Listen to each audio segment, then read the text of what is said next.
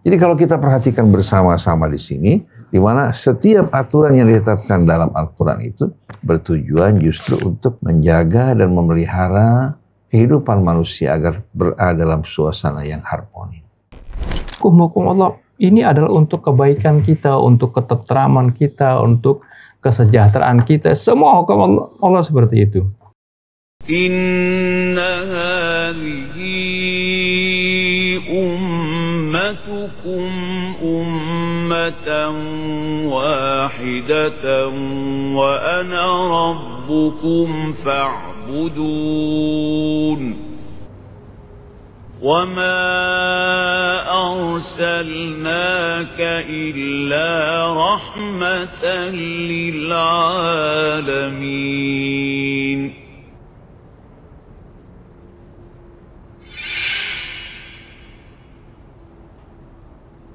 Bismillahirrahmanirrahim. Alhamdulillahirrabbilalamin. Allahumma sholli ala Muhammadin wa ali Muhammad.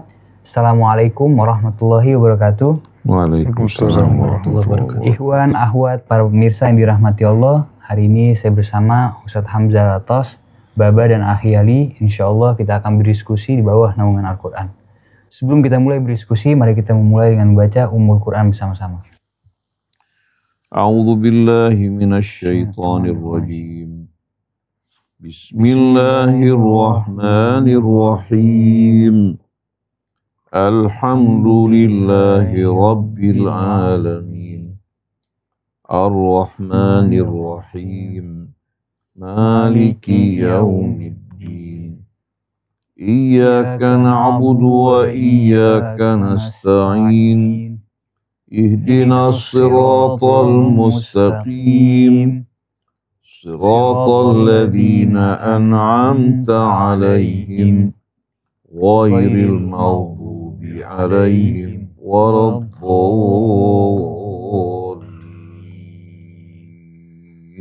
Amin, amin ya rabbal alamin.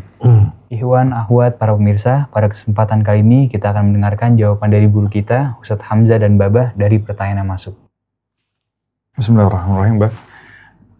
Kemarin ada dengar dari Jeffrey Lang yang mengatakan sebenarnya dalam Al-Quran itu hanya 3% doang yang berbicara masalah hukum. 90% itu mengajarkan bagaimana etika dan moral. Jadi hubungan antara Tuhan dan manusia, tujuan hidup, moral, mengajarkan kita cara menjadi kritis terhadap diri sendiri dan bagaimana menggunakan akal. Tapi kenapa yang kita rasakan itu dampaknya selama ini cuma berkaitan sama hukum?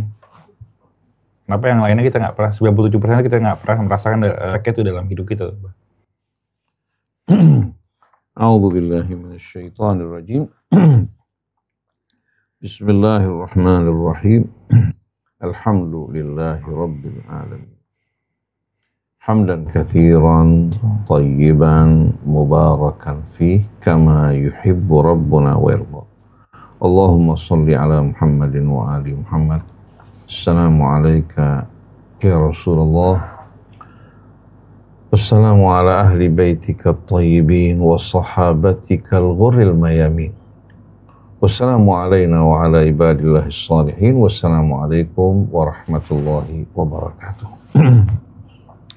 Allahumma atina min indika rahmah wa 'allimna min ladunka ilman nafi'a wa anfa'na bima 'allamtana. Rabbana zidna ilman wa alhiqna bis salihin. Menarik ya, yang disampaikan oleh Profesor Dr. Jeffrey Lang ketika berbicara mengenai Al-Quran dan kandungannya. Dia bukan berasal dari latar belakang keluarga yang memeluk agama Islam, tapi datang dari latar belakang ateis ya. Dan dia tumbuh sebetulnya di tengah-tengah pendidikan ibu yang beragama Katolik. Tapi selama ini dia merasakan keresahan, kegelisahan, mempelajari agama yang bermacam-macam, tapi tidak menemukan sama sekali ketenangan dan kebahagiaan. Hingga dia mempelajari Islam melalui Al-Quran Al-Karim. Di sana dia menemukan kebenaran. Dan di sana dia mempelajari Al-Quran bukan sebagai seorang yang telah lahir dari keluarga dan tumbuh di tengah masyarakat Islam, tapi lahir sebagai orang yang ingkar kepada agama dan meragu-ragukannya. Ketika dia membaca Al-Quran, berbeda keadaannya dengan seorang muslim yang telah Islam, mempelajari Al-Quran dari mulai kanak-kanak. Kebanyakannya mereka tidak mempelajarinya dengan penuh ketelitian. Dianggap sebagai bacaan biasa, seandainya difahami pun itu tidak mendalam. Berbeda dengan keadaan Jeffrey Lang. Sebagai seorang yang mencari kebenaran, sewaktu membaca Al-Quran, dia berupaya untuk apa? Untuk betul-betul melihat apakah Al-Quran ini dapat menjawab berbagai macam pertanyaan-pertanyaan yang selama ini bergelora dalam hatinya. Dapatkah memberikan solusi bagi persoalan yang sedang dihadapi. Demikian pula menghilangkan keresahan maupun kegelisahan. Ketika dia membaca Al-Quran, dimulai dengan membaca suratul Fatihah, ternyata jiwanya langsung bergetar. Setiap ayat yang dibaca ternyata memberikan jawaban terhadap berbagai macam keresahan, kegelisahan yang selama ini bergejolak dalam hatinya. Dia merasakan ketenteraman, kemudian dia melanjutkan membaca suratul Baqarah, ayat demi ayat, akhirnya mengantarkan dirinya kepada keyakinan bahwa Al-Quran adalah sebuah kitab suci. Al-Quran tidak mungkin datang dari manusia. Akhirnya spontan pada saat itu juga dia berangkat menuju musalla yang terdapat di kampus yang disediakan untuk kaum muslimin. Di sana dia bertemu dengan seorang muslim warga kulit hitam. Ketika dia berdialog, pada saat itu juga dia menetapkan dirinya untuk masuk ke dalam Islam.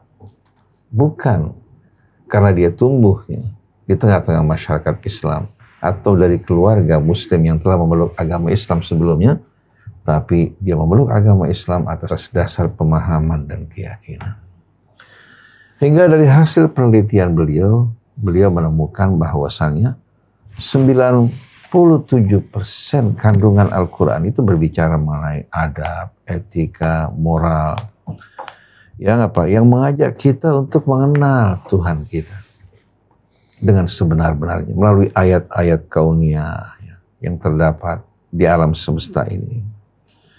Kemudian memperkenalkan kepada dia tujuan hidupnya dan untuk apa dia hidup dalam kehidupan dunia ini dan bagaimana cara hidup yang benar dan kemana dia akan pergi. Dia melihat Islam sebagai satu apa? Sebagai satu pedoman hidup betul-betul yang lengkap. Sedangkan 3% kandungan Al-Quran berisikan aturan dan hukum. Dan aturan dan hukum tersebut tidak terpisah dari apa? 97% ayat-ayat Al-Quran. Di mana setiap aturan yang ditetapkan dalam Al-Quran itu bertujuan justru untuk menjaga. Menjaga apa? Menjaga dan memelihara kehidupan manusia agar berada dalam suasana yang harmoni. Manusia sebagai makhluk sosial dengan sendiri membutuhkan aturan. Aturan yang menjaga hak-hak setiap orang. Di mana tidak ada seorang yang menganiaya saudaranya melainkan dikenakan sanksi dan hukuman untuk menimbulkan efek jera. Hingga setiap orang menghormati juga kehormatan saudaranya. Menjaga hak-haknya sebagaimana dirinya juga ingin dijaga kehormatan dan hak-haknya. Jadi semua aturan yang terdapat di dalam Al-Quran bukan untuk menyulitkan manusia, bukan untuk memberatkan manusia, bukan untuk menimbulkan fitnah di tengah-tengah mereka, tapi ke semua aturan tersebut dalam Al-Quran yang terkandung dalam 3% ayat-ayat yang termuat dalam Al-Quran bertujuan betul-betul untuk menjaga keseimbangan dan keharmonian di tengah-tengah kehidupan umat manusia hingga mereka tidak melakukan kezaliman dan juga tidak akan dizalimi. La tadzlimun wa la tuzlamun. Sebagai contoh, kalau kita membaca firman Allah Subhanahu wa taala yang berkaitan dengan larangan untuk minum minuman keras. Allah berfirman, begitu juga perjudian. Ya ayyuhalladzina amanu, wahai orang-orang yang beriman. Innamal khamru wal maisiru wal azlamu rijsum min amali syaitan fajtanibuhu la'allakum tuflihun. Wahai orang-orang yang beriman, sesungguhnya minuman keras yang menutupi akal seseorang. Kata khamr itu artinya menutupi, menghilangkan kesadaran. Begitu juga perjudian.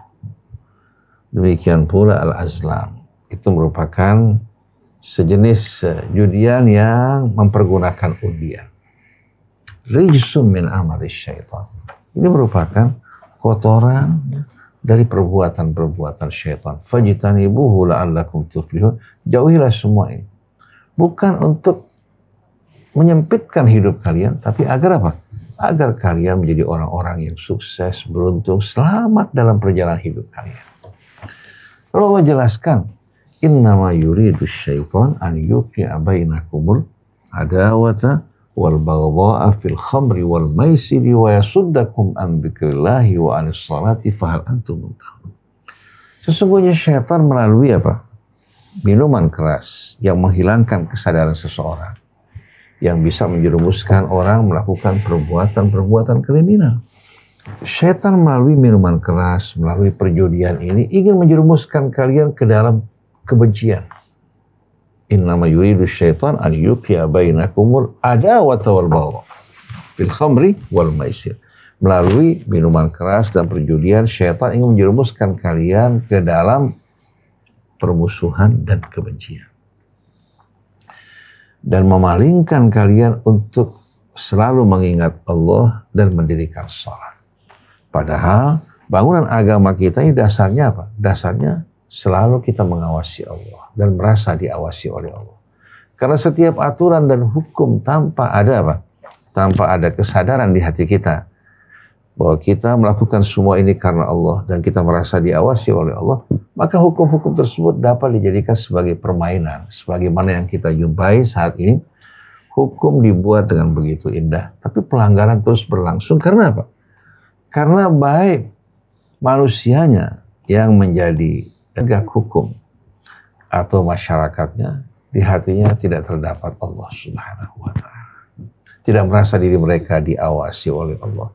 Hingga mereka berani melakukan pelanggaran dan melakukan juga permainan terhadap hukum-hukum yang dibuat.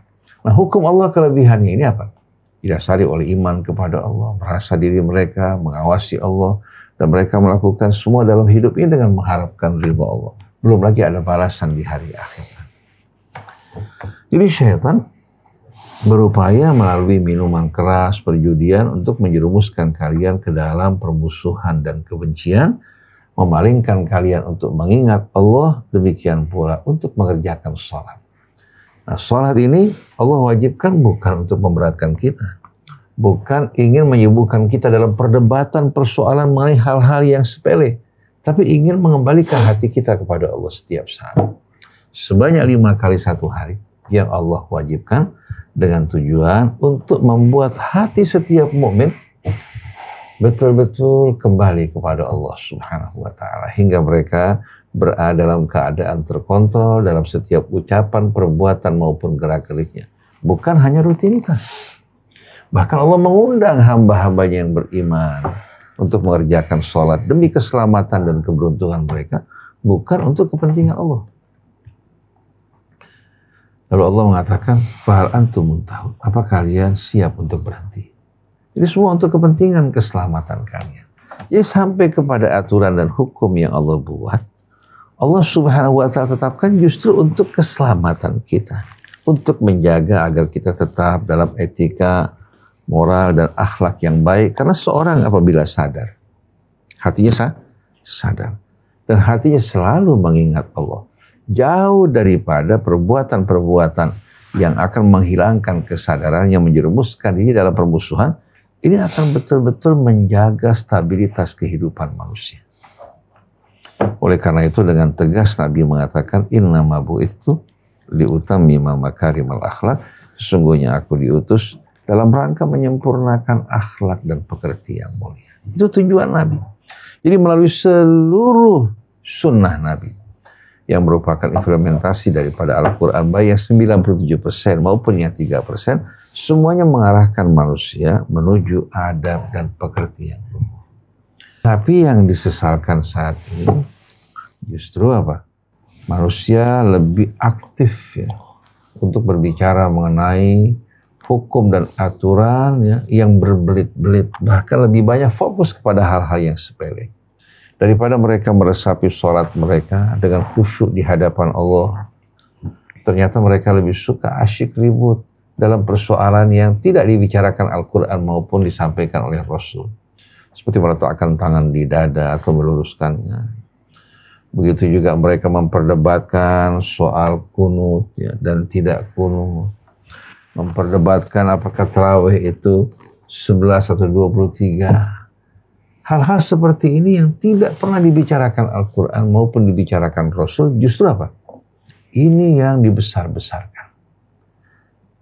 Mereka membesarkan cicak, mengecilkan buaya. Jadi akhirnya umat Islam terlontar jauh dari apa? Dari orbit Islam yang sebenarnya. Mereka merasa diri mereka orang-orang yang membela Islam, berjuang untuk Islam, padahal mereka sudah terlepas dari orbit Islam. Jadi Islam merupakan satu kesatuan antara dasar-dasar agamanya yang didasari oleh iman kepada Allah, kepada hari akhir. Juga beriman kepada kitab suci Al-Quran yang merupakan pedoman hidup. Juga Rasul yang dijadikan sebagai suri tauladan bagi kita dengan rukun Islamnya ya, yang begitu indah. Mulai dengan 2 kalimat syahadat. Asyhadu an la ilaha illallah wa asyhadu anna Muhammad Rasulullah. Menjelaskan pada kita sebagai pegangan hidup yang utama bahwa di alam semesta ini tidak terdapat Tuhan penguasa ya, selain dari Allah. Dialah satu-satunya pencipta, satu-satunya penguasa, satu-satunya pemilik, sedangkan kita adalah hamba miliknya yang berasal dari karunia-Nya. Maka sepatutnya, sewajibnya setiap hamba ini kembali kepada Tuhan yang menciptakan dirinya, mengikuti bimbingan dan aturannya.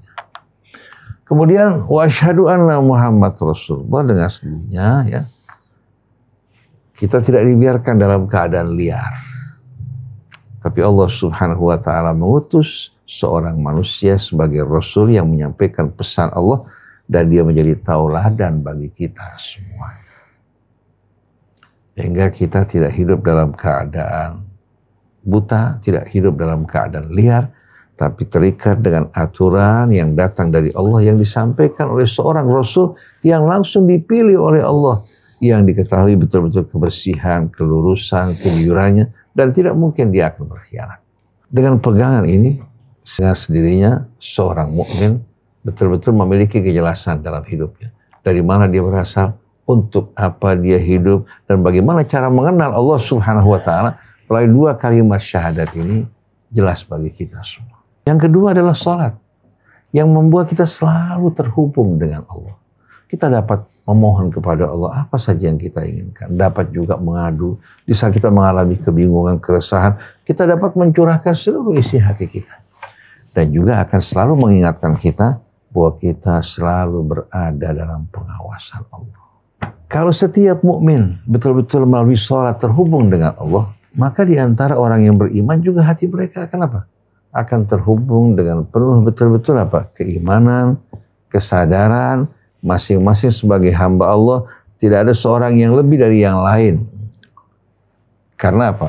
Karena bentuk rupanya, karena warna kulitnya, tapi dengan ketetapan dari Allah, manusia yang termulia di sisi Allah, yang beriman dan bertakwa kepada Allah Subhanahu wa taala. Kemudian yang ketiga, zakat, untuk menjaga keseimbangan hidup di antara masyarakat Islam. Agar yang kaya berbagi dengan mereka-mereka yang hidup dalam kekurangan. Dengan sendirinya, pembahagian ini disesuaikan dengan kebutuhan mereka-mereka yang miskin. Tidak seperti pemahaman kita yang betul-betul dangkal, yang tidak memahami arti daripada zakat dan sedekah dalam arti yang sebenarnya. Kita batasi yang kita keluarkan 2,5% dari pendapatan kita, sedangkan yang dibutuhkan umat lebih daripada itu. Jadi bagaimana mungkin tercipta keseimbangan antara yang kaya dan miskin, yang kuat dan yang lemah? Kalau yang kaya memonopoli kekayaan untuk diri mereka, yang miskin hidup dalam keadaan teraniaya. Padahal mereka adalah saudara-saudara. Mereka sesama orang yang beriman. Oleh karena itu dengan tegas, ya, melalui firman Allah dalam surat Taubah, Allah menjelaskan kewajiban satu sama lain. Wal mu'minun wal mu'minat ba'duhum awliya'u ba'd. Orang yang beriman, pria maupun wanita, sebahagian mereka menjadi wali sebahagian yang lain. Kata wali dengan sendirinya menunjukkan tanggung jawab. Yang kaya menjadi wali yang miskin. Yang kuat menjadi wali yang lemah. Yang berilmu menjadi wali yang bodoh. Yang memiliki wewenang jabatan menjadi wali orang-orang yang berada di bawah naungan. Ini ketetapan Al-Quran. Nah, dengan dasar ini, salah satunya Allah wajibkan kita berzakat dan bersedekah. Agar masyarakat Islam betul-betul apa? Masyarakat yang berada dalam kondisi yang penuh keseimbangan, penuh kepedulian. Hingga yang miskin dapat juga menjalankan ibadah mereka kepada Allah dengan penuh ketenangan dan ketulusan. Dan mereka merasakan saudara mereka yang kaya, ya, merupakan apa? Merupakan wali-wali bagi mereka dari sisi ini. Nah, kemudian di antara orang yang miskin terdapat orang yang berilmu. Mereka menjadi wali bagi si kaya yang tidak berilmu. Begitu juga bagi si miskin yang tidak berilmu. Kemudian di antara mereka terdapat orang-orang yang kuat menjadi wali bagi orang yang lemah. Contohnya orang yang diberikan kekuatan fisik, diberikan juga katakan kemampuan, ya, baik sebagai pejabat, katakan TNI-nya atau kepolisiannya, dengan wewenang yang ada pada mereka bukan digunakan untuk melakukan perbuatan-perbuatan aniaya, tapi mereka menjadi pelindung orang-orang yang lemah di bawah naungan mereka. Yang mengikat mereka adalah iman mereka kepada Allah, keterikatan mereka dengan tuntunan ajaran yang dibawa Rasul. Hati mereka setiap saat terhubung dengan Allah melalui sholat. Sedangkan zakat itu merupakan kewajiban sosial yang merupakan bahagian dari apa yang Allah tetapkan, wal mu'minun wal mu'minat ba'duhum awliya'u ba'd. Kemudian ibadah siam yang merupakan rukun Islam yang mendidik kita untuk mengendalikan diri agar kita tidak berbuat sesuka hati kita, mengikuti hawa nafsu kita, akhirnya merusak betul-betul keharmonian hidup kita. Tapi melalui ibadah siam, Allah ingin menumbuhkan ketakwaan di hati kita, yang menumbuhkan makarimul akhlak. Di antaranya kendali diri kita untuk tidak gampang terjerumus mengikuti hawa nafsu kita. Kemudian yang terakhir adalah ibadah haji, memenuhi undangan Allah. Dari berbagai macam penjuru dunia, berbagai macam suku, bangsa, warna kulit berkumpul di tempat yang sama. Mereka semua menyambut seruan Allah. Dan di sana mereka juga mengenal sesama saudara mereka. Tanpa melihat warna kulit, suku maupun bangsa, mereka betul-betul meresapi firman Allah, innamal mu'minuna ikhwah. Fa'aslihu baina akhwaikum wattaqullaha la'allakum turhamun. Dan yang menarik, Rasulullah mengatakan al-hajju arafah. Haji itu arafah. Artinya, tanpa kita melakukan wukuf di Arafah, ibadah kita tidak masuk dalam kategori haji yang sebenarnya. Kata Arafah sebagaimana kita tahu, diambil dari kata Arafah ya arifu, yang artinya mengenal. Di sana manusia, ya, diantar dan diajak untuk mengenal Tuhannya. Mengenali diri mereka dan mengenali juga sesama saudara mereka. Nah, kalau kita resapi dari ibadah haji ini, yang menyatukan kita semua keluarga besar yang berasal dari apa? Anak-anak, kakek dan nenek kita. Yang semuanya merupakan hamba-hamba Allah yang Allah ciptakan dari asal usul yang sama. Seharusnya akan menggugah kesadaran di hati kita. Betul-betul apa? Untuk menumbuhkan rasa persaudaraan, kecintaan di antara kita semuanya. Jadi kita perhatikan rukun Islam kita ini, yang seringkali hanya kita hafal tanpa kita resapi, sebetulnya berisikan rahasia besar. Yang kalau kita resapi, akan betul-betul mendidik kita untuk menjadi manusia sebagaimana yang dikehendaki Allah. Dan sebagaimana misi Nabi kita Innama bu'itsu liutammima makarimal akhlaq. Jadi kandungan Al-Quran yang 97% tidak dapat dipisahkan dari yang 3%. Begitu pula yang 3% tidak dapat dipisahkan dari yang 97%.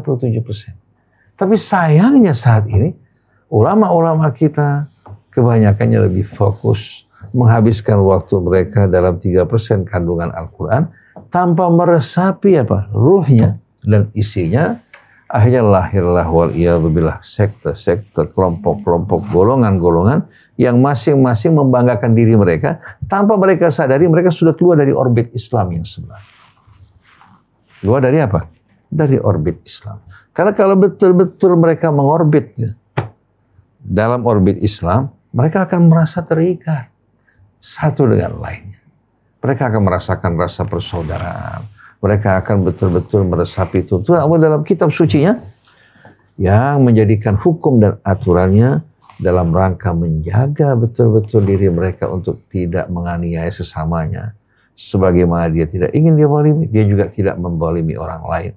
Hingga manusia dapat hidup betul-betul dalam keadaan mulia. Bukan hanya kemuliaan bagi satu kelompok, tapi bagi semua manusia. Bahkan bukan hanya di antara orang yang beriman.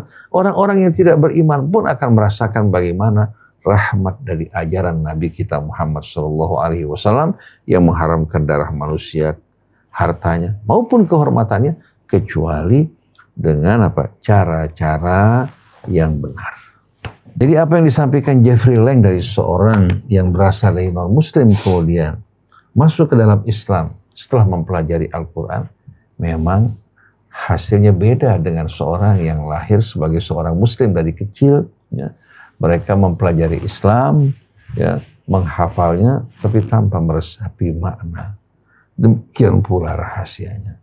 Nah, kita harapkan mudah-mudahan apa yang disampaikan Jeffrey Lang ini bisa disadari, diresapi oleh kita semua. Jangan kita mempelajari Islam jauh dari tuntunan Nabi kita Muhammad SAW. Tapi mari kita kembali kepada apa yang Allah ajarkan dalam kitab sucinya, apa yang dicontohkan oleh Nabi kita, membangun ummatan wahidatan. Atas dasar keimanan kita kepada Allah Subhanahu wa Ta'ala, begitu pula hubungan kita sebagai sesama manusia yang berasal dari ayah ibu yang sama. Tidak ada hak bagi kita untuk menyombongkan diri atas yang lain, atau kita beranggapan kita merupakan orang-orang yang pasti selamat, sedangkan orang lain pasti celaka karena tidak sama dengan kita. Karena kebenaran bukan diukur dengan diri kita, tapi diukur dengan aturan dan raca yang berasal dari Allah Subhanahu wa Ta'ala. Inna akramakum indallahi atqakum. Wallahu a'lam. Bismillahirrahmanirrahim. Alhamdulillahirabbil alamin. Allahumma shalli ala sayyidina Muhammadin wa ala ali sayyidina Muhammad. Kalau kita amati di dalam Al-Qur'anul Karim, Al-Qur'anul Karim ini terdapat ayat-ayat Al-Qur'an yang kita ketahui yaitu sebanyak 6.236 ayat. Dari ayat-ayat tersebut, kalau kita bagi, kita kelompokkan, di sana ada terdapat ayat-ayat kauniyah, ayat-ayat yang berbicara tentang alam, baik itu secara keseluruhan maupun tentang tumbuh-tumbuhannya, lautannya, manusianya, hewannya, ya, dan berbagai hal yang ayat-ayat yang berbicara tentang alam ini. Ayat ini sampai lebih dari 1.000 ayat atau hampir 20% di dalam Al-Quran berbicara tentang hal ini. Allah Subhanahu wa Ta'ala menjelaskan ini semuanya karena kita, ya, manusia ini ditempatkan di dunia ini, ya, yaitu untuk benar-benar memanfaatkan alam ini untuk persiapan kita menuju alam akhirat nanti. Kemudian Allah juga menjelaskan tentang al-ma'ad, tentang hari kebangkitan. Allah jelaskan tentang hari kiamat, tentang adanya hisab, tentang adanya mizan, nanti tentang adanya surga dan neraka. Itu dijelaskan dalam Al-Quran dalam banyak ayat. Begitu juga ayat-ayat tentang tauhid, berbicara tentang keesaan Allah Subhanahu wa taala. Allah Subhanahu wa taala terangkan berulang kali hal ini, memberikan berbagai contoh dan juga memberikan kisah-kisah, menjelaskan kisah-kisah para nabi terdahulu, para umat terdahulu, ya, yang mana mereka mendakwahkan untuk kita beriman kepada Allah dan mengesahkan Allah tanpa mensekutukannya dengan sesuatu. Dan ini diceritakan dalam ayat-ayat qasas, ayat kisah-kisah. Ada kisah Nabi Nuh, Nabi Musa, Nabi Isa, Nabi Ibrahim. Ya, berulang-ulang Allah Subhanahu wa taala ceritakan dalam ayat-ayat qasas. Juga terdapat ayat-ayat al-mawa'idiyah, ayat-ayat nasihat. Jangan kamu lakukan ini, jangan kamu mengerjakan hal ini, atau larangan, jangan kamu misalnya meninggalkan salat, jangan kamu berlaku zalim, jangan kamu mubadzir, wala tubadzir tabdzira, seperti itu yang ada di ayat-ayat di dalam surah Al-Isra maupun surah Luqman, seperti itu. Dan juga terdapat ayat-ayat hukum yang tadi dijelaskan. Ayat hukum ini ya, mengambil porsi yang nggak banyak, ya, 3%, sekitar 200-an ayat lah gitu. Coba aja kita ambil contoh tentang misalnya ayat tentang hukumnya menjalankan sholat, nggak dijelaskan secara detail. Ya. Puasa pun hanya ya, beberapa ayat disebutkan. Ya, hanya 5 ayat menjelaskan tentang ibadah puasa, ya, dan tentang hukum-hukum yang lainnya seperti itu. Akan tetapi seperti tadi diterangkan, bagaimana kita ini fokusnya kepada 3%. Ketika melihat ada orang misalnya berselisih saja ya, dalam hal masalah hukum ini, ribut. Sehingga karena fokusnya ke 3%, kita nggak acuh, ya, tidak memperhatikan yang 97% tersebut. Tidak menjadi concern kita. Misalnya masalah kejujuran, masalah kebenaran dalam berbicara, masalah keadilan, masalah persatuan dan kerukunan, masalah kepedulian sosial dan ihsan, yaitu nggak jadi perhatian. Ya, kasih sayang, ketekunan, kebersihan, kedisiplinan, kesungguhan, ya, dan terutama sekali tentang akhlak, ya, akhlak kepada Allah, akhlak kepada sesama manusia. Ya, ini semuanya nggak menjadi perhatian. Cuman yang diperhatikan tadi, sama nggak dia ini cara sholatnya sama kita? Ya, sama cara sholatnya 99%, bedanya cuma 1%. Wah, ini bukan golongan kita. Seperti itu. Jadi ini yang jadi perhatian. Seperti itu. Hal-hal yang furu, yang kecil, yang jadi perhatian, sehingga hal-hal yang besar yang banyak dijelaskan di dalam Al-Quran sama sekali tidak mendapatkan perhatian. Oleh karena itu, ya, kita lihat banyak kaum muslimin sekarang mengalami kemunduran seperti itu. Karena fokusnya berpikirnya kepada hal-hal yang kecil. Bukan hal-hal yang besar, bukan hal-hal yang penting. Seperti dalam masalah ibadah saja. Dalam masalah sholatnya. Yang hanya diperhatikan syarat dan rukunnya.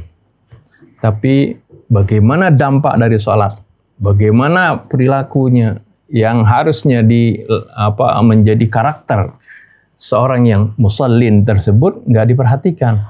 Yang penting dia sudah menjalankan syarat rukunnya, selesai seperti itu. Ya, seharusnya bagaimana ini sholat ini membentuk seseorang menjadi manusia-manusia yang dia itu menjadi manusia yang tawadhu, manusia yang jujur, manusia yang mau meninggalkan perbuatan-perbuatan yang keji maupun yang munkar. Kan seperti itu. Inna sholata tanha 'anil fahsya'i wal munkar. Begitu juga ketika Allah mendidik kita untuk melaksanakan ibadah puasa. Bagaimana dampaknya ini dari pelaksanaan ibadah puasa? Kan tujuannya la'allakum tattaqun. Semua ibadah itu tujuannya adalah la'allakum tattaqun, agar supaya kalian bertakwa. Ini Allah sebutkan secara umum, ya, dalam perintah puasa, Allah sebutkan ya ayyuhalladzina amun kutiba alaikumus shiyamu kama kutiba alal ladzina min qablikum la'allakum tattaqun. Secara umumnya Allah Subhanahu wa taala sebutkan dalam surah Al-Baqarah ayat 21. Ya ayyuhan nasu ubudu rabbakum alladzi khalaqakum wal ladzina min qablikum la'allakum tattaqun. Wahai manusia sekalian, sembahlah Tuhan kalian yang telah menciptakan kalian dan juga menciptakan orang-orang sebelum kalian. Tujuan dari ibadah ini adalah apa? La'allakum tattaqun, agar supaya kalian menjadi orang yang bertakwa.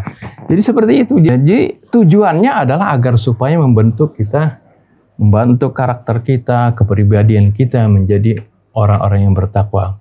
Siapa itu orang yang bertakwa? Kita lihat di dalam surah Al-Imran maupun surah Al-Baqarah 177. Bagaimana mereka itu ya, orang-orang yang peduli kepada sesamanya, bisa mengendalikan dirinya. Kalau mereka bersalah, mereka langsung ingat kepada Allah Subhanahu wa taala, beristighfar, bertobat kepada Allah Subhanahu wa taala. Mereka menjaga ucapannya, lidahnya, dan juga mereka adalah orang-orang yang jujur seperti itu. Itu adalah ciri dari orang-orang yang bertakwa. Di mana tadi tujuan dari ibadah secara umum adalah membentuk karakter kita menjadi orang-orang yang bertakwa tadi. Jadi sangat disayangkan ya, bagaimana kaum muslimin sekarang itu karena kurang akrabnya dengan Al-Quran, sehingga banyak ayat-ayat Al-Quran yang sebenarnya ini adalah mutiara-mutiara. Ini adalah suatu, kalau seorang dibilang pengen memiliki power yang kuat seperti itu. Al-Quran ini adalah powernya seperti itu. Ini power untuk bagaimana seorang itu menjadi manusia yang luas wawasannya, lembut hatinya, kuat kepribadiannya, istiqamah dalam pendiriannya. Itu powernya itu dari Al-Quran, karena Al-Quran itu Allah sebutkan sebagai roh. Roh itu kalau kita gambarkan di sekarang ini seperti power ya. Kalau roh kita lemah, power kita ya juga menjadi lemah seperti itu. Nah ini penting sekali kita ini terus akrab dengan Al-Quran, menjadikan Al-Quran ini sebagai pedoman hidup kita dan sebagai landasan dalam segala aktivitas kita. Dan jaminannya adalah nanti Al-Quran menjadi syafi' bagi kita, yang akan memberikan syafaat kita di yaumil qiyamah. Pada saat kita mungkin ada kekurangan, ada kelemahan seperti itu dalam pelaksanaan ibadah kita, Al-Quran yang akan memberikan bantuan dan syafaat Allah SWT. Bagaimana cara kita memahami Islam menurut tuntunan Al-Quran, Mbah? Bismillahirrahmanirrahim. Alhamdulillahirabbil alamin. Allahumma shalli ala Muhammadin wa ali Muhammad. Rabbana zidna ilman wa alhiqna bis shalihin. Kata Islam dalam bahasa Arab berasal dari kata kerja aslama yuslimu islama, yang berarti berserah diri secara total dan tulus. Allah Subhanahu wa taala memerintahkan kita semua sebagaimana memerintahkan umat-umat terdahulu untuk berserah diri kepada Allah Subhanahu wa taala secara betul-betul total. Sebagaimana firman Allah dalam surat Al-Baqarah, "Wa man yarghabu an millati Ibrahim illa man safiha nafsa. Wa laqad istafainahu fid dunya innahu fil akhirati laminas salihin. Idh qala lahu rabbuhu aslim qala aslamtu li rabbil alamin." Tidak ada seorang pun yang berpaling dari ajaran Ibrahim kecuali orang yang ada gangguan pada jiwanya dan akalnya. Sungguh kami telah memilih Ibrahim dalam kehidupan dunia. Allah jadikan Ibrahim sebagai imam, sebagai ikutan dan rujukan dan di hari akhirat dia termasuk dari hamba-hamba Allah yang saleh. Dengarkan firman Allah, "Idz qala lahu rabbuhu aslim, qala aslamtu li rabbil alamin." Ketika Tuhannya berkata padanya, "Aslim," serahkan seluruh jiwa dan ragamu wahai Ibrahim kepada Allah Subhanahu wa taala, langsung Ibrahim menjawab, "Qala aslamtu li rabbil alamin." Aku pasrahkan jiwa dan ragaku, seluruh hidupku teruntuk Allah Tuhan semesta alam. Mengapa demikian? Karena kita semua merupakan apa? Hamba-hambanya, merupakan ciptaannya. Diciptakan dan ditempatkan di muka bumi ini dengan tujuan yang hak, bukan dalam rangka bermain-main. Ibrahim sebagaimana dia berserah diri kepada Allah secara total, Ibrahim juga wanti-wanti memberikan wasiat kepada anak-anak dan keturunannya. Begitu pula Yakub. Wa wassa biha Ibrahimu banihi wa Yaqubu ya baniya innallaha astafa lakumuddin fala tamutunna illa wa antum muslimun. Ibrahim wanti-wanti memberikan wasiat kepada anak-anaknya. Begitu pula Yakub. Dia memberikan wasiat kepada anak-anaknya dengan tegas mengatakan bahwa Allah Subhanahu wa taala telah memilih bagi kalian ad-din, agama dan jalan hidup. Langsung pilihan dari Allah, bukan berasal dari kita. Bukan berasal juga dari para nabi dan rasul. Fala tamutunna illa wa antum muslimun. Maka jangan kalian biarkan diri kalian mati kecuali dalam keadaan berserah diri kepada Allah Subhanahu wa taala. Jadi nama Islam ini merupakan nama yang Allah Subhanahu wa taala berikan sebagai jalan hidup yang paling utama, yang dasarnya adalah berserah diri kepada Allah dengan mengikuti petunjuknya, bimbingan. Oleh karena itu, langkah pertama bagi kita untuk masuk ke dalam agama dimulai dengan mengenal Allah terlebih dahulu. Tanpa kita mengenal Allah, maka semua pelajaran dan tuntunan agama yang kita pahami akan berubah menjadi aturan-aturan yang gersang, kering dan kerontak. Oleh karena itu Imam Ali karramallahu wajhah berkata, awwaluddin ma'rifatu. Langkah pertama kita memasuki agama itu dengan mengenal Allah Subhanahu wa taala. Mengenal Allah sebagai pencipta kita.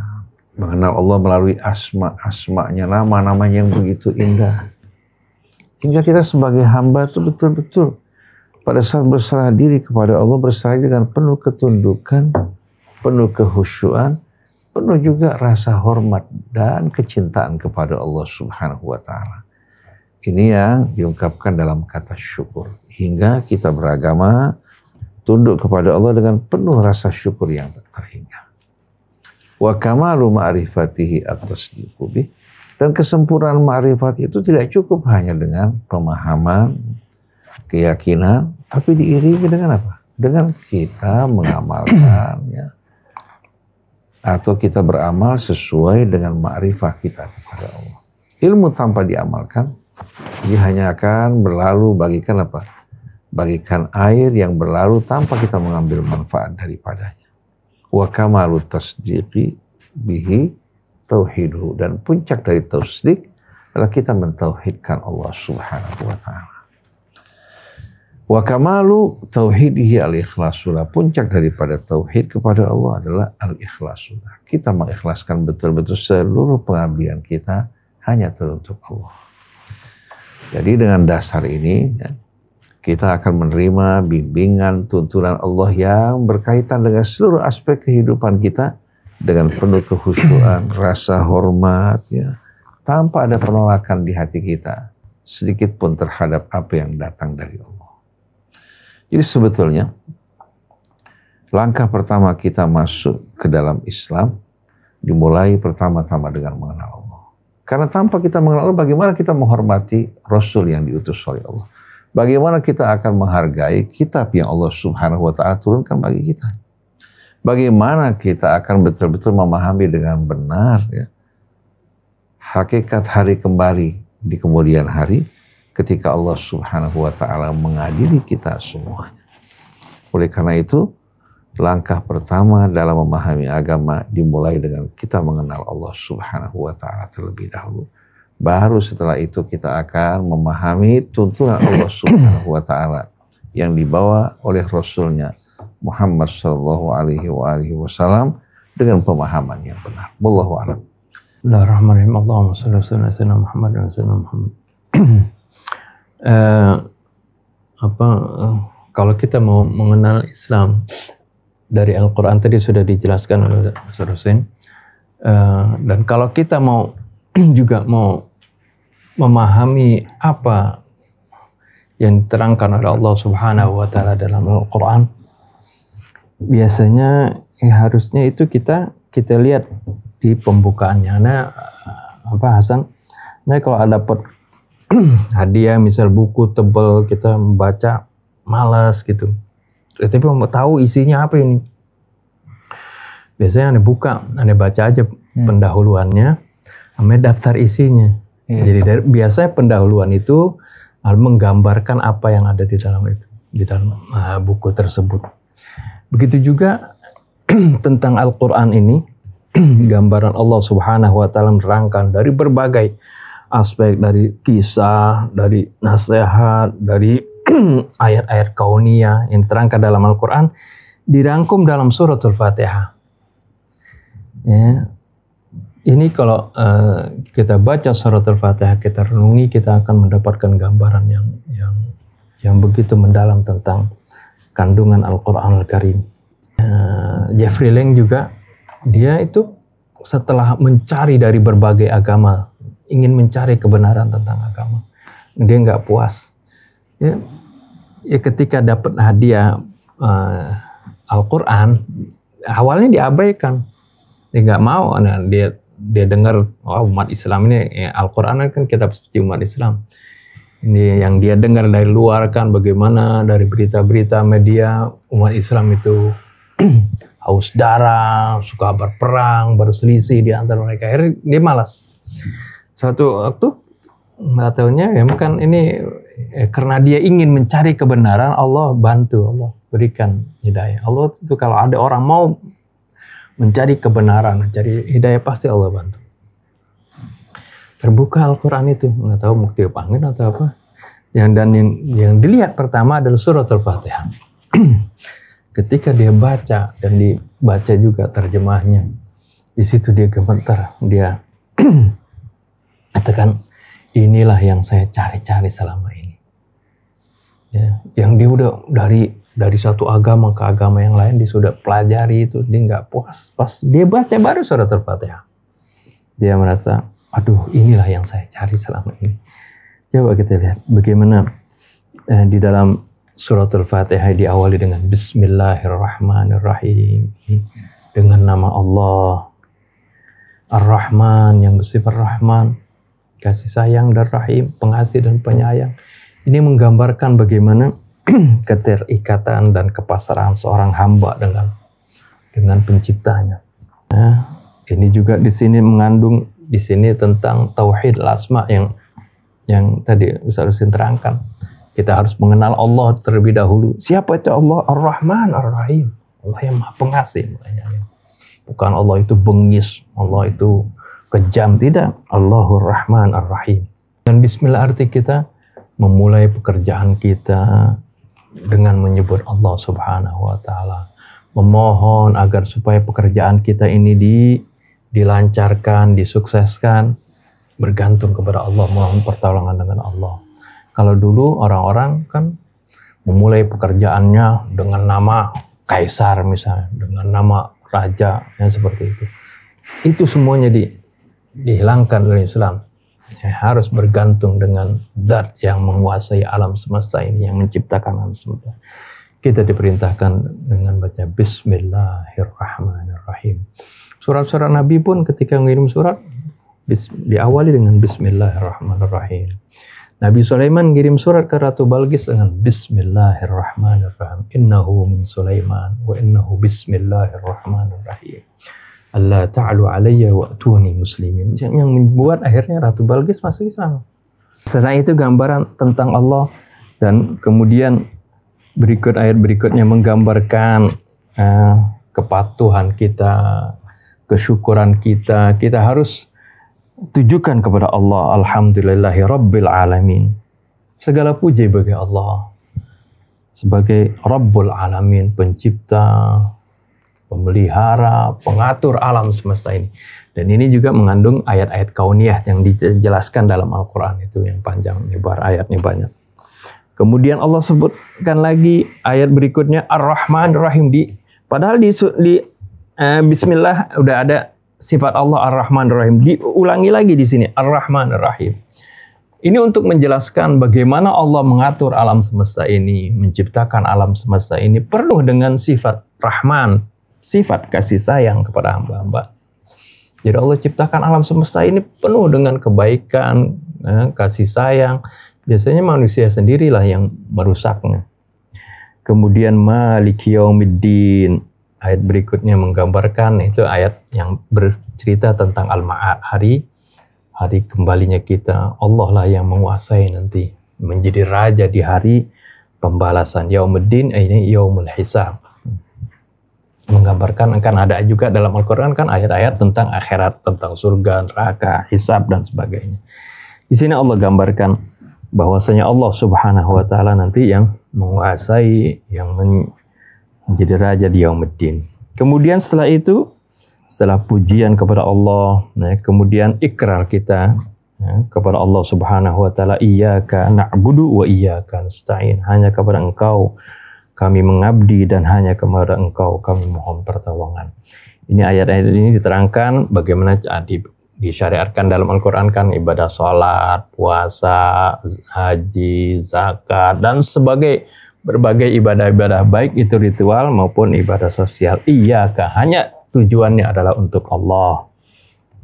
Ya, na'budu wa iyyaka nasta'in. Kemudian setelah itu kita diperintahkan untuk diajarkan untuk bagaimana mohon kepada Allah, ihdinas siratal mustaqim.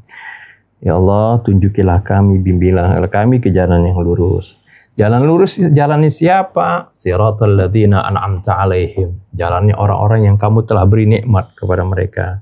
Ayat ini dijelaskan oleh ayat yang lain. Ya, siapa? Jalan siapa? Yaitu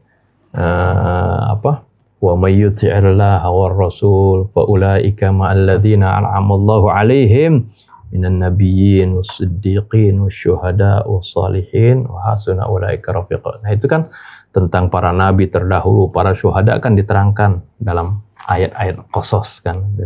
Nah, ini jadi terangkum dalam surat Al-Fatihah ini. Ghairil maghdubi alaihim, bukan jalan orang-orang yang dimurkai Allah. Nah, orang-orang terdahulu kan, kisah-kisah terdahulu banyak orang-orang yang dimurkai oleh Allah karena mereka setelah diajak oleh para nabi untuk beriman kepada Allah, mentauhidkannya, mereka malah angkuh dan sombong. Bahkan mereka membunuh para nabi, membunuh para utusan, membunuh orang-orang yang baik.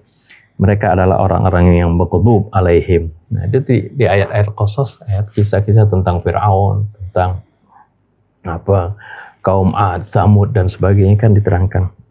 Ya, waladhdallin, dan juga orang-orang yang sesat. Nah, ini gambaran apa yang diterangkan oleh Al-Quran itu terangkum dalam suratul Fatihah. Ini juga sebagai gambaran apa yang dibawa oleh Nabi kita Muhammad SAW tentang Islam ini. Wallahu a'lam.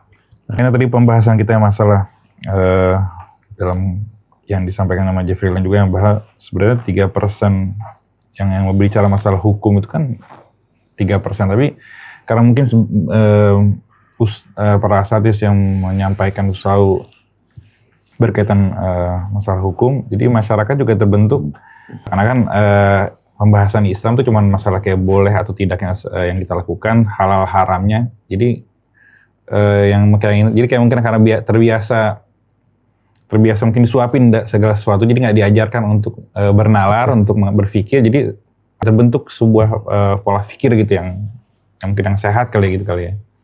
Bismillahirrahmanirrahim. Alhamdulillahirabbil alamin. Allahumma shalli ala Muhammad wa ali Muhammad. Rabbana zidna ilman wal hikmah bis shalihin.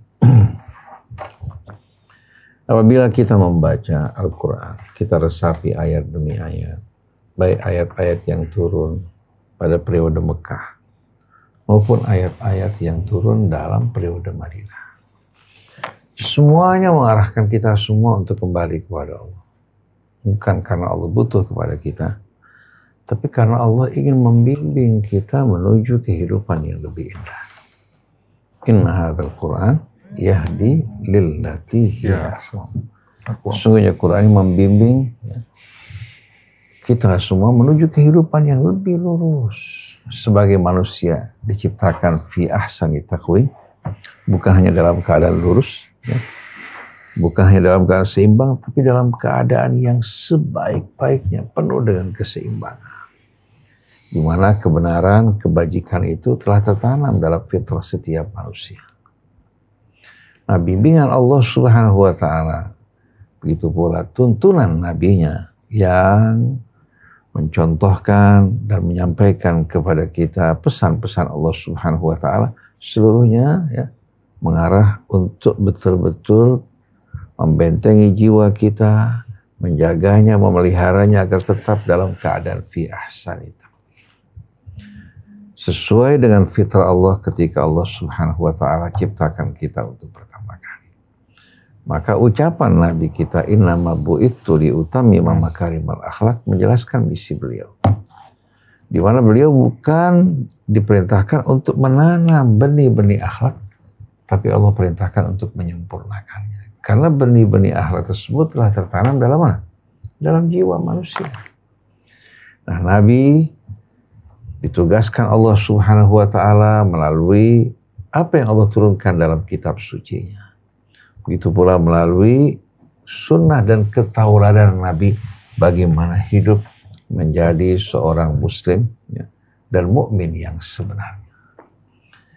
Jadi semua aturan-aturan yang terdapat di dalam Al-Quran, begitu pula yang disampaikan oleh Nabi kita Muhammad Sallallahu Alaihi Wasallam dengan mengamalkan isi dan kandungan Al-Quran keseluruhannya, bertujuan mengajak kita semua kembali kepada Allah Subhanahu wa Ta'ala, menjaga kebersihan dan kelurusan hidup kita, baik dalam kehidupan individu kita, kehidupan bermasyarakat kita, semua betul-betul terikat dengan aturan-aturan yang amat indah yang meluruskan dan mensucikan.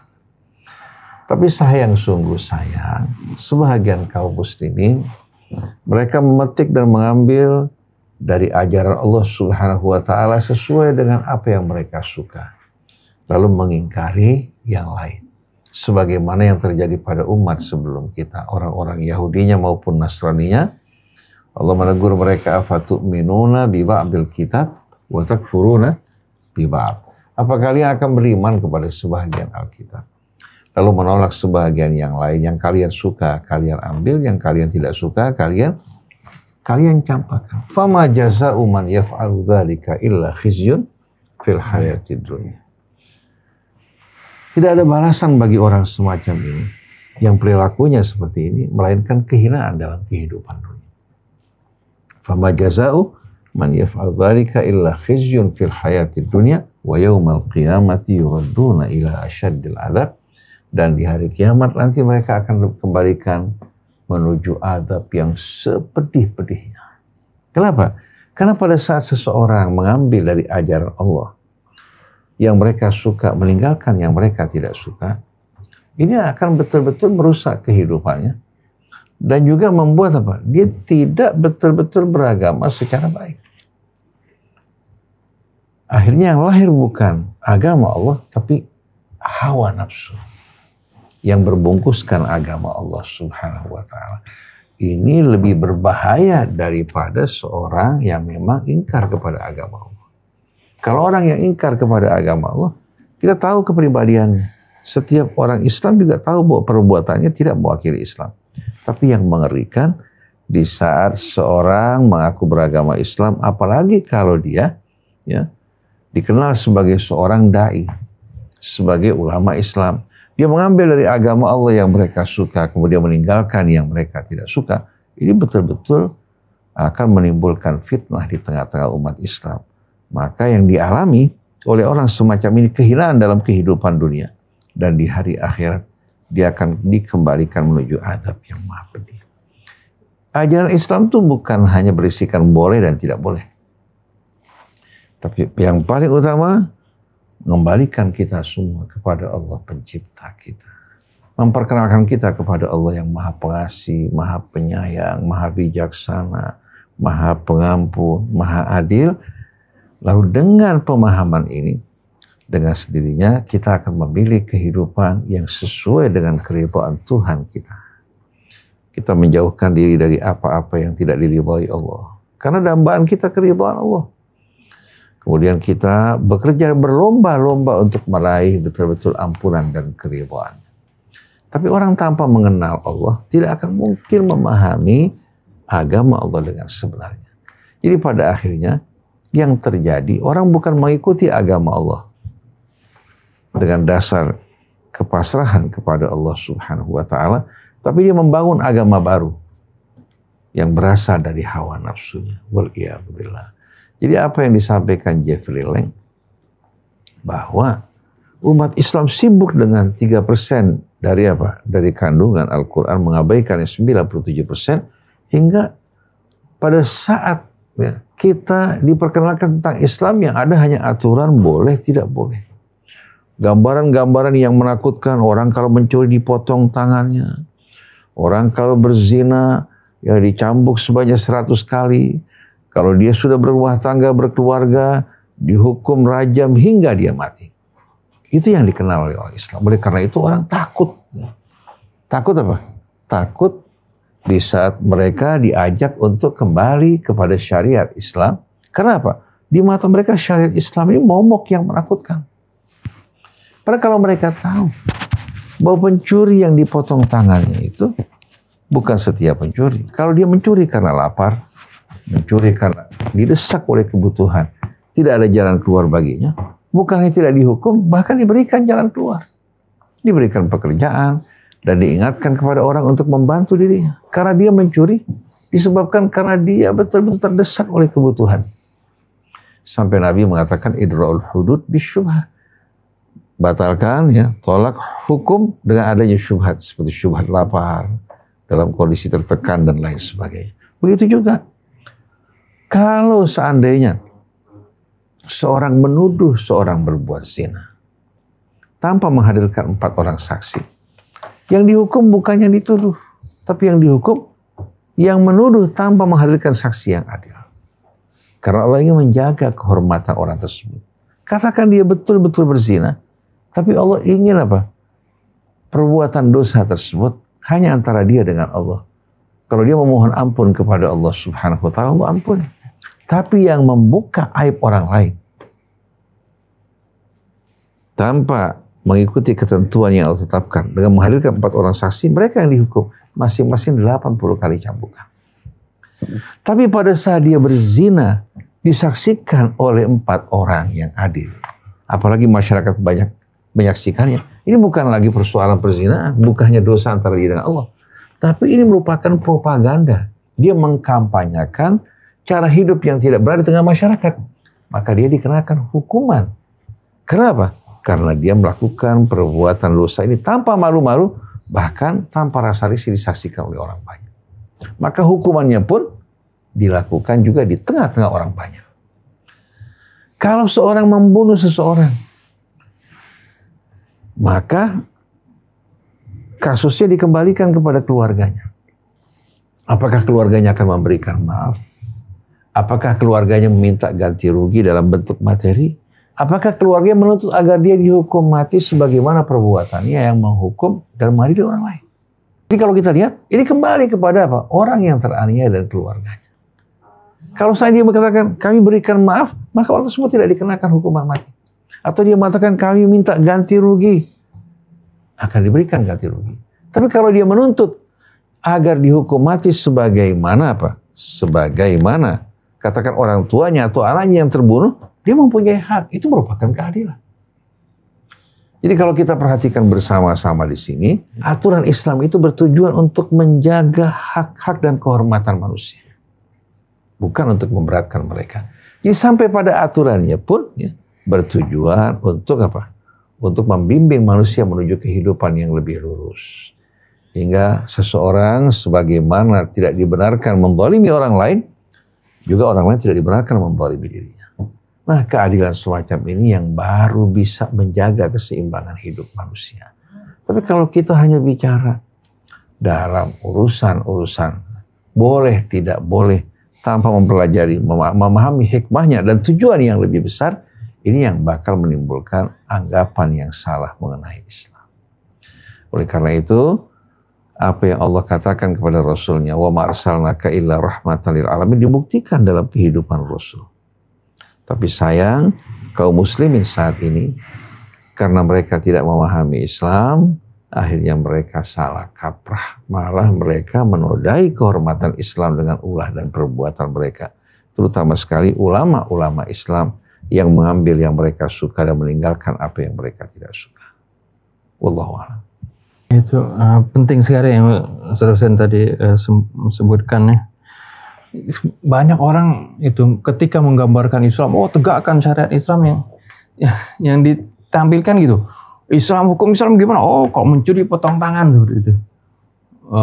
Kalau berzina dicambuk seperti itu. Ini membuat kadang-kadang ketika hanya itu dijelaskan, tapi maqasid syariahnya nggak dijelaskan, akhirnya orang jadi ngelihat ketika kita nerangkan hukum kita harus menegakkan syariat Allah Subhanahu wa taala dalam kehidupan kita gitu. Jadi udah a priori duluan karena nggak paham tentang Islam yang penuh dengan rahmat ini. Seperti tadi udah dijelaskan kan, nggak gampang-gampangnya seorang pencuri itu dipotong tangannya, dilihat dulu bagaimana dia punya latar belakangnya, kenapa motifnya gitu ya, perlu ditelaah motifnya dulu sebelum iya seperti itu. Jadi harus dijelaskan sebenarnya hal ini ya, di dalam memahami Islam juga itu kita penting artinya membuat orang itu cerdas gitu. Jadi bukan hanya tahu masalah tapi nggak pakai pikir gitu. Seperti anak kasih contoh misalnya, ketika Rasulullah SAW pernah mengutus pasukan itu Sariyah namanya.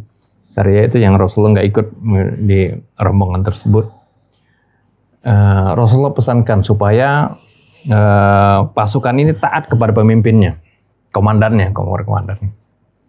Harus taat patuh kepada komandannya. Pesanin kan kepada Rasulullah. Sebab kan penting kan tentang kepemimpinan itu, sampai-sampai ada hadis Rasul, kalau kalian bepergian 3 orang saja, angkat 1 menjadi pemimpin gitu. Artinya supaya segala sesuatunya terkoordinasi. Nah ini ketika di perjalanan, mungkin di suatu daerah dingin, mungkin malam-malam, mereka bikin api ya untuk menghangatkan itu api unggun gitu. Akhirnya komandannya suruh anak buahnya ini, kalian nyebur ke api. Kan sudah ingat tadi kan pesan Rasul, kalian harus taat kepada saya. Ya, harus taat dan patuh kepada perintah saya. Saya perintahkan kalian untuk nyebur ke api itu, ke api unggun yang besar itu. Komandannya pasukannya nggak mau tuh, perintah konyol ini kan. Walaupun kan artinya Rasulullah perintahkan untuk taat kepada pemimpin, artinya taat kepada hal-hal yang sesuai tugas itu kan, maksudnya seperti itu. Nah ini perlu kecerdasan. Akhirnya yang pasukannya nggak ikut. Akhirnya ketika balik diceritain sama Rasulullah SAW. Rasulullah bilang apa? Benar itu pasukan tadi nggak taat kepada komandannya. Bilang laudakhalu. Andai kata dia si anak buahnya ini masuk ke dalam api tadi, lama kharaju minha abada. Ya, kalau dia masuk ke api tadi kan mati nih. Dia nggak bakal keluar lagi. Maksudnya sekalian masuk ke dalam neraka. Karena ketaatan yang yang nggak benar. Kan taat kepada pemimpin, yaitu kepada siapapun, bahkan nggak boleh bertentangan dengan perintah Allah. Allah melarang kita untuk bunuh diri, mencelakakan diri sendiri kan Allah larang. Nah, kalau diperintah seperti itu ya nggak wajib taat. Nah, ini penting.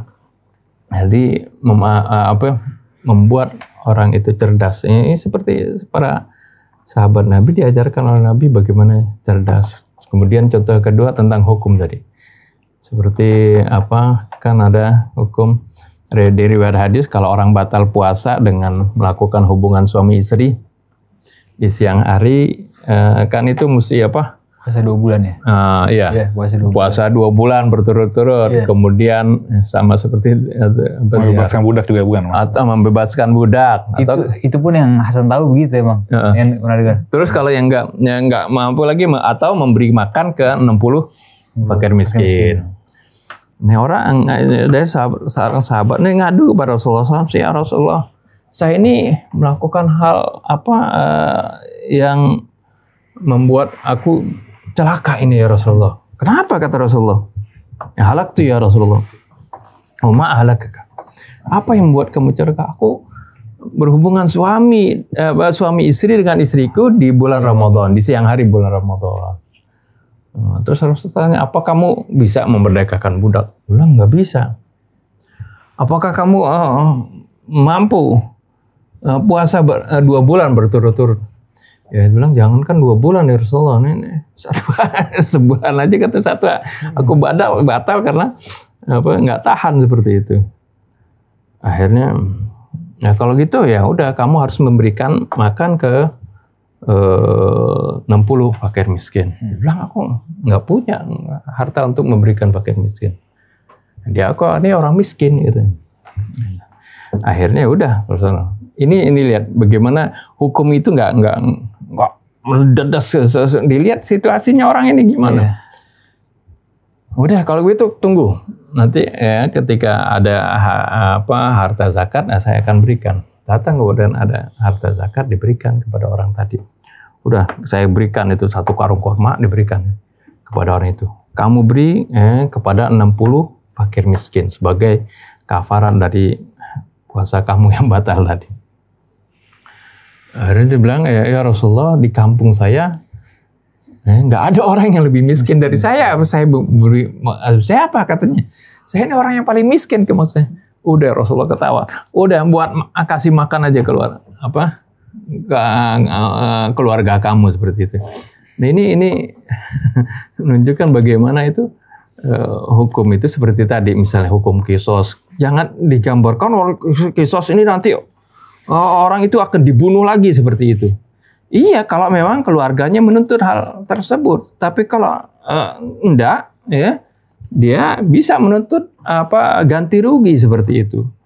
Dan hukum kisos ini perlu ditegakkan apabila orang itu memang keterlaluan, dia membuat keresahan di masyarakat, main bunuh sana bunuh sini. Kalau nggak dibunuh juga kan masyarakat akan hidup dalam ketidaknyamanan, hidup dalam ketakutan. Oleh karena itu akhir surat ayat Qasas ini wa fil qisasi hayatun ya ulil albab. Di dalam hukum qisas ini terdapat kehidupan. Artinya akan menjamin kehidupan masyarakat. Memang sih yang dibunuh yang dikisos itu orang itu, tapi dengan dibunuhnya orang tersebut yang memang nih orang memang hak layak untuk dibunuh, kehidupan masyarakat menjadi tentram, menjadi tenang. Kalau bagaimana kita lihat ada orang misalnya yang selalu begal, selalu membunuh, selalu kalau didiemin kan masyarakat yang resah seperti itu. Segala hukum-hukum Allah ini adalah untuk kebaikan kita, untuk ketentraman kita, untuk kesejahteraan kita. Semua hukum Allah seperti itu. Ini harus dijelaskan dan umat Islam sendiri harus paham sehingga mereka jangan sampai orang-orang, jangankan orang di luar Islam, orang Islami sendiri kadang-kadang ketika disebutkan tentang syariat Islam mereka sudah a priori duluan karena nggak paham, karena ustadz-ustadznya nggak merangkan tentang maqasid syariah tersebut. Allah. Jadi kadang kayak orang tuh nggak memahami mungkin tujuan dari maqasid syariah, nggak betul memahami. Jadi kadang kayak mungkin masyarakatnya juga ketika jadi kadang kayak menegakkan yang kita lihat kayak orang-orang berkaitan sama sebagai kalau misalnya kayak hukum tuh kadang nggak melihat kondisi gimana orang kadang kayak penegakan itu betul-betul kayak tidak memahami tujuan aturan itu dibuat pun apa gitu. Di akhirnya blunder, bahkan orang kayak berkaitan sama kayak ketika apa hukumnya orang melakukan misalnya kayak maulid gitu kan, tujuannya jadi bukan lagi mencari kebenaran, tapi malah digunakan untuk menyudutkan orang-orang yang melakukan itu. Jadi kadang perbedaan interpretasi masalah kayak hukum segala macam jadi digunakan untuk menyerang kubu yang nggak sepaham. Iya. Betul. Banyak seperti itu. Jadi penting kita ini menjadi cerdas gitu kan. Wala taqfu ma laysa laka bihi ilm. Jangan kamu mengikuti sesuatu yang enggak ada pengetahuan. Harus kita paham seperti itu. Jadi memang kita umat Islam ini kebanyakan dalam beragama ini tidak terhubung kepada Allah. Ya. Tidak terhubung kepada Allah. Baik dalam cara hidup kita maupun aturan-aturan dan tuntunan agama yang kita pelajari tidak terhubung dengan Allah. Dan selama ini memang kita dipisahkan dari Allah Subhanahu wa Ta'ala, walaupun ya, yang mengajarkan mengatasnamakan Allah tapi tidak terhubung dengan Allah. Sebagai contoh, kalau pada masa Nabi kita Muhammad SAW bisa terjadi satu kejadian, Allah Subhanahu wa Ta'ala turunkan wahyu. Allah turunkan menjawab berbagai macam tuntutan yang ada pada saat itu. Sebagai contoh, berkaitan dengan pembahagian rampasan perang. Nabi tidak berinisiatif sendiri, tapi bertanya pada Allah. Bertanya pada Allah Subhanahu wa Ta'ala. Di sini kita saksikan ketika kaum muslimin bertanya wa yas'alunaka 'anil anfal qulil anfalu lillahi wa rasul.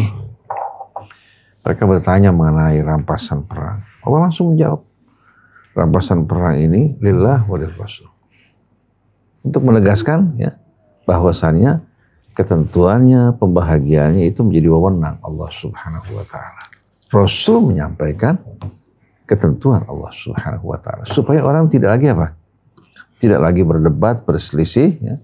Kemudian Allah perintahkan mereka untuk taat kepada Allah dan memperbaiki hubungan mereka. Jangan sampai gara-gara persoalan harta, mereka berselisih, mereka bertentangan satu dengan lain. Begitu juga berkaitan dengan minuman keras. Yas'alunaka 'anil khamr wal maisir. Qul fihima ithmun kabirun wa manafi'u linnas wa ithmuhuma akbaru min naf'ihima. Ayat ini menjelaskan ya, tahap di mana minuman keras belum diharamkan secara total karena umat Islam belum siap pada saat tersebut. Tapi Allah mengisyaratkan bahwa akibat dari minuman keras dan dosa-dosa yang ditimbulkan lebih besar daripada manfaat yang mereka rasakan pada saat mereka minum minuman keras. Begitu juga berkaitan dengan berinfak. Yas'alunaka madza yunfiqun. Mereka bertanya pada kamu apa yang mereka harus infakkan. Sebelum Allah menjawab apa yang mereka harus infakkan, Allah menegaskan terlebih dahulu orang-orang yang berhak menerima infak kita. Qul ma anfaqtu min khairin falil walidain wal aqrabin wal yatama wal masakin wa ibnis sabil wa ma taf'alu min khairin fa innallaha bihi alim. Apa saja yang kalian infakkan, pertama-tama perhatikan kedua orang tua. Kedua orang tua ini menjadi prioritas pertama. Baru kerabat-kerabat kita ya, yang dekat dengan kita. Anak-anak yatim, apalagi yatim dari saudara kita. Kemudian wal masakin, orang-orang miskin yang butuh, tapi mereka malu untuk mengungkapkan kebutuhan mereka. Kalau fakir, jelas keadaannya. Orang tahu bahwa mereka orang yang fakir. Kalau miskin ini sudah betul-betul butuh, susah, tapi orang-orang yang menjaga diri mereka untuk meminta. Wa ibnis sabil dan ibnu sabil. Saudara-saudara kita yang merantau kehabisan bekal, baik mereka dalam keadaan menuntut ilmu, jadi tanggung jawab kita orang-orang yang beriman sebagai wali mereka. Apa saja yang kalian lakukan dari kebaikan, kalian keluarkan, Allah Subhanahu wa Ta'ala Maha tahu apa yang kalian lakukan. Nah, baru berikutnya wa yas'alunaka madza yunfiqun. Mereka bertanya apa yang mereka harus infakkan, baru Allah menjawab, qulil afu. Qulil afu. Kalian setelah mencukupi kebutuhan kalian, lalu kalian punya kelebihan, maka kalian termasuk dari orang-orang yang punya kewajiban untuk berinfak. Yang punya kelebihan menutupi kekurangan saudara-saudaranya. Jadi kita lihat bagaimana sahabat Nabi dihubungkan dengan Allah Subhanahu wa ta'ala. Jadi ketaatan pada Rasul atas perintah Allah Subhanahu wa ta'ala karena beliau menyampaikan risalah Allah. Baik yang disampaikan melalui Al-Quran atau yang dicontohkan melalui apa? Ketauladan beliau, itu mengikat kita. Tapi Rasul Shallallahu Alaihi Wasallam menegaskan apa? Bahwa saya ini hanya mengikuti apa yang Allah wahyukan kepadaku. In attabi'u illa ma yuha ilai. Aku hanya mengikuti apa yang diwahyukan kepadaku. Aku menyampaikan pesan-pesan Allah. Jadi ketaatan kita kepada Rasul atas perintah Allah Subhanahu wa ta'ala punya legitimasi yang kuat. Tapi kita harus bedakan antara kita mendengar langsung dari Rasul Shallallahu Alaihi Wasallam sama apa yang diriwayatkan dari Rasul. Karena waktu begitu panjang, yang meriwayatkan juga bisa saja orang yang jujur, bisa tidak jujur, bisa saja orang yang punya maksud buruk. Oleh karena itu kita harus berhati-hati. Tidak sembarangan kita menerima apa yang diriwayatkan dari Nabi, tapi kita cocokkan terlebih dahulu dengan Al-Quran. Ini yang objektif. Kalau hanya memperhatikan mata rantai sanadnya itu subjektif. Apalagi setelah umat Islam bergolong-golongan, masing-masing apa? Membela kelompok mereka, ya. Kemudian mensahihkan juga rawi-rawi mereka, sedangkan rawi dari pihak lain walaupun jujur benar, mereka bisa katakan bahwa orang tersebut merupakan orang yang cacat dan tidak bisa diterima riwayatnya. Tapi dengan melihat kandungan riwayatnya dicocokkan dengan Al-Quran, kita yakin bahwa ini dari Rasul dan kita yakin ini bukan dari Rasul. Karena apa? Karena bertentangan dengan tuntunan Al-Quran. Sedangkan Nabi hanya mengikuti apa yang diwahyukan kepadanya. Wa ma yantiqu anil hawa. Beliau menyampaikan pesan Al-Quran. Apa yang beliau sampaikan juga sesuai dengan tuntunan Al-Quran. Nah kemudian, di samping itu apa? Di samping itu kita perhatikan bagaimana sahabat-sahabat Nabi itu. Ya, ketika apa? Ketika melakukan sesuatu, ya, mendengar dari Rasul, mereka merasakan betul-betul ini merupakan petunjuk yang datang dari Allah Subhanahu wa ta'ala. Sebagai contoh, ketika Rasul melamar Zainab sepupunya untuk anak angkatnya Zaid bin Harithah. Keluarganya serahkan kepada Zainab. Pertama keluarganya gembira dipikir untuk Rasulullah. Ternyata untuk anak angkatnya yang berasal dari apa? Seorang mantan budak. Ini berat betul buat mereka. Diserahkan pada Zainab. Zainab bertanya, ini merupakan permintaan kamu artinya secara pribadi, apakah ini merupakan perintah Allah dan Rasul? Dijawab, ini perintah Allah dan Rasul. Zainab langsung mengatakan sami'na wa ata'na. Turun firman Allah, wa ma kana lil mu'minin wa la mu'minatin idza qala Allahu wa rasuluhu amran an yakuna lahumul khiyaratu min amrihim. Tidak dibenarkan bagi seorang mukmin atau mukminah, pria atau wanita, kalau menetapkan sesuatu lalu mereka mengajukan pilihan yang lain, menolak apa yang datang dari Allah dan Rasul. Zainab menerima keputusan Allah. Setelah berlangsung beberapa lama tidak terdapat kecocokan, akhirnya terjadi perpisahan dengan hikmah yang Allah kehendaki. Ya subhanallah, Allah perintahkan Nabi untuk menikah dengan Zainab. Karena Zainab mentaati Allah dan Rasulnya, Allah muliakan dirinya menikah dengan Rasulullah SAW. Kalau bukan perintah Allah, tidak mungkin Rasul akan menikahi Zainab. Karena istri atau mantan istri dari anak angkat sama dengan istri dari anak kandung di mata jahiliyah. Tapi perintah Allah, falamma qada Zaidun minha wa tarazawwajnaka. Begitu Zaid mengakhiri hubungannya, kami nikahkan kamu dengan Zainab. Kalau memang Rasulullah mau, dari mulai gadis, kenapa harus menjanda dinikahi? Betul enggak? Di sini kita lihat orang yang mentaati Allah dan Rasul. Jadi sahabat Nabi selalu dihubungkan dengan Allah, dengan Rasul. Sedangkan kita saat ini lebih banyak terhubung dengan ulama dan tulisan para ulama. Tidak sama sekali dijelaskan dalilnya dan hubungannya dengan perintah Allah maupun Rasulnya.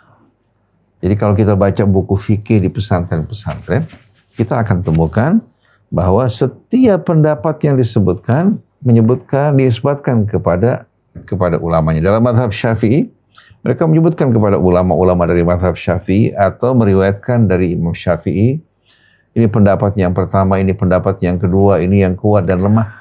Tanpa kita dengarkan firman Allah maupun ucapan Nabi kita Muhammad SAW.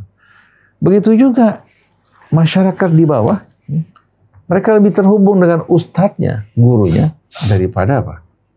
Daripada firman Allah maupun tuntunan Nabi. Akibatnya apa? Setiap guru menggiring murid-murid dan pengikutnya untuk apa? Berafiliasi kepadanya, fanatik buta kepadanya, dan mereka bukan lagi beriman, berislam ala bayyinah atas dasar argumentasi sebagaimana Rasul, tapi mereka beriman mengikuti gurunya. Beragama mengikuti gurunya. Nah, dengan cara seperti ini umat Islam terpecah belah. Padahal Allah perintahkan Rasulnya mengumumkan, "Qul hadhihi sabil." Katakan ini jalan. Ad'u ilallah. Aku mengajak kepada Allah. Ala basira, dengan membuka akal fikirannya dan kesadarannya. Ana wa manittaba'ani, inilah aku dan orang-orang yang mengikuti aku. Subhanallahi wa ma ana minal musyrikin. Maha suci Allah dan sekali-kali aku bukan orang yang mempersekutukan Allah. Artinya bukan orang yang mengajak orang untuk menyembah dirinya, tapi menyembah Allah.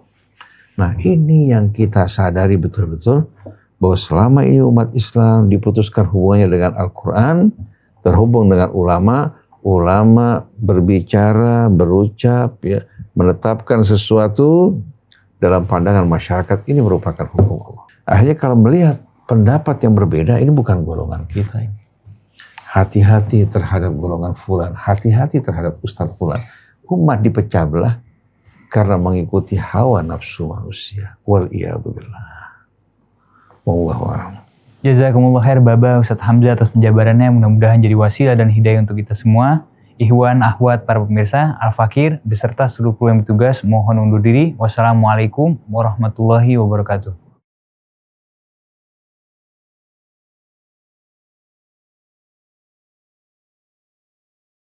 Inna hadhihi ummatukum ummatan wahidatan wa ana rabbukum fa'budun. وَمَا أَرْسَلْنَاكَ إِلَّا رَحْمَةً لِلْعَالَمِينَ